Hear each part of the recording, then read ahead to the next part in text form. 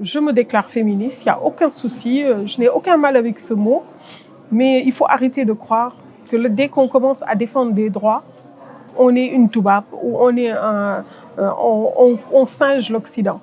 Je ne vois vraiment rien d'occidental quand je dis que je suis féministe. Je défends les droits des femmes. Point.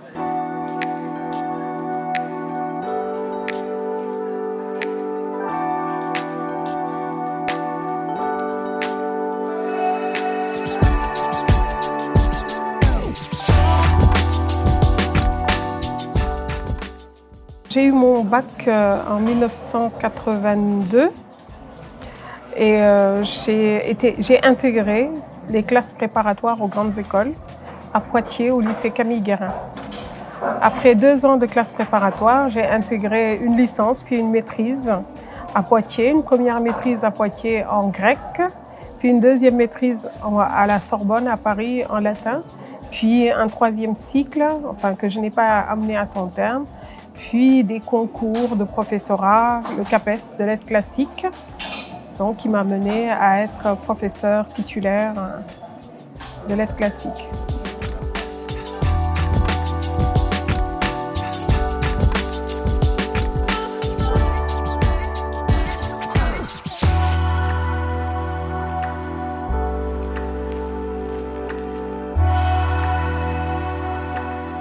C'est un ouvrage, comme son nom l'indique, décrit sous la peau. C'est tous les problèmes que l'on n'ose pas dire, que l'on porte en soi et qui nous portent préjudice. J'ai toujours voulu être porte-parole, porter ma voix. J'ai toujours voulu avoir une voix qui compte pour exprimer mes idées. Donc j'ai trouvé l'occasion dans ce livre. Je trouvais qu'au Sénégal, les femmes ne prenaient pas suffisamment la parole et que souvent, beaucoup de femmes que j'ai connues gardaient au nom de valeurs sacro-saintes sous Torah, elles gardaient tout pour elles. Or, cela les détruit à petit feu. Et je me suis dit, puisque je voulais être avocate, c'est l'occasion de l'être. Écrire, en écrivant, j'assumais tous les rôles.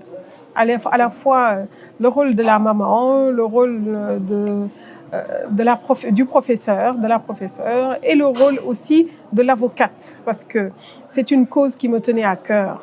La violence contre les femmes, je ne trouve pas cela juste. Et pour éviter les polémiques, je me suis dit, je vais écrire pour m'exprimer. La première phrase du livre sur laquelle beaucoup de gens m'interpellent, c'est celle-ci.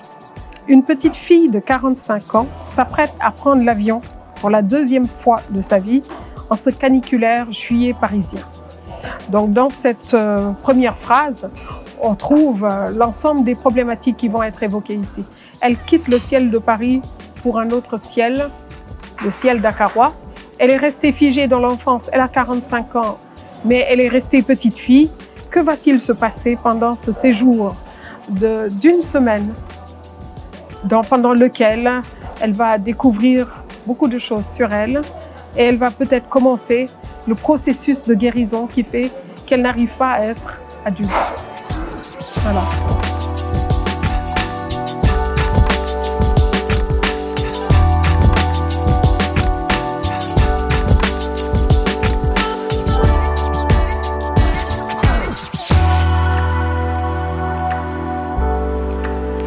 La colonisation, les femmes africaines créaient des cités.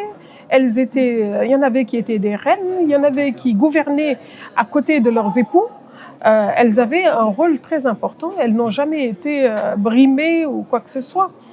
Mais une interprétation malencontreuse des choses a voulu en faire des êtres subalternes, des êtres soumis, toujours soumis dans la soumission, avec une valeur, muñal ba dee. Mais pour moi, muñ, c'est pas ça. C'est pas ça. Muñ, c'est la force face à l'adversité, mais ce n'est en aucun cas la soumission à un ordre préétabli qui n'a aucun fondement. Quand je dis que je suis féministe, je défends les droits des femmes. Point. l'application plutôt des droits des femmes. Parce que les droits des femmes, ils sont là. Ils sont inscrits dans la Constitution. Mais dès qu'il s'agit de les appliquer, quand vous allez dans une cour de justice ou même dans la société, c'est tout à fait autre chose. Il y a un déséquilibre qui est flagrant, qu'il faut rétablir. Il ne s'agit pas de dire que les hommes sont nos ennemis. Non. Moi, j'ai coutume de dire que mon ennemi personnel, en tout cas à moi, c'est la violence, la maltraitance, l'analphabétisme, l'irrespect. Ça, ce sont mes ennemis.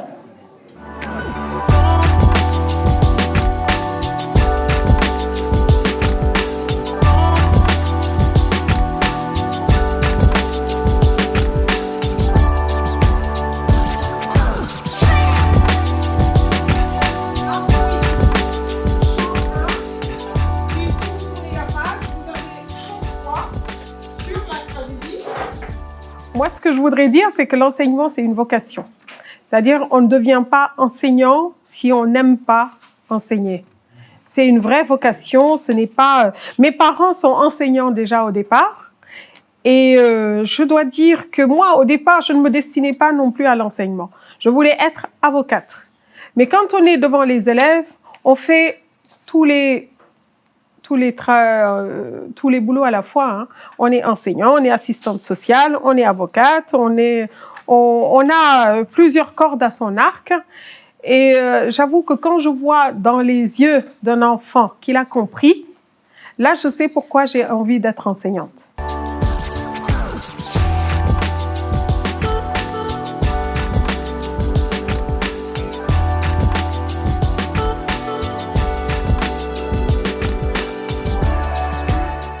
Un dernier message, ce serait de dire aux filles, de leur dire que dans toutes les cultures humaines, la femme a toujours été investie d'une puissance créatrice qui est en elle, qui n'existe pas en l'homme.